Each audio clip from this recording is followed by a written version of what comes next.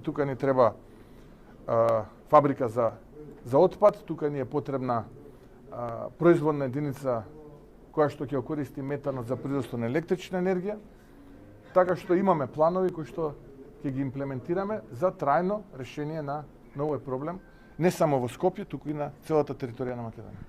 Дали кој ќе кажете нешто, после си ги преслушувате изјавите, или и на вас ви е срам од тоа што го зборите. И да знаете дека кога лажете, треба да се трудите да кажете, да давате што е можно пократки одговори, за да луѓето не приметат дека лажете. Ако сакате да знаете кој ги подметнува пожарите по депониите, видете на кого тоа би му одговарало. Логиката на нештата вели дека во моментов ова што се случува со запалениве депонии у Скопје и одговара на опозицијата у Македонија, затоа што граѓаните ќе бидат незадоволни од градоначалниците на ВМРО ДПМН и би гласале за опозицијата.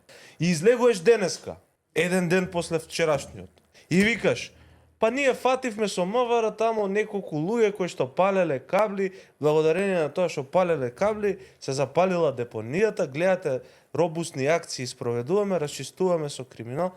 Човече, знаеме дека тоа го прават за кабли. Знаеме дека од тоа се запалија депониите. Зашто вчера не правиш будали 2 милиони луѓе во оваа држава? Зашто не правиш будали? Кога не памтиш што си рекол и веќе утре дента кажеш друга лага. Мислам, стварно е ова градоначалникот што го кажа поднос на буквите пред вашето име, вие сте доктор на науки, професор на факултет. Стварно човече не доликува. На кој Христијан Мицкоски да му веруваме? Тој од вчера или тој денес?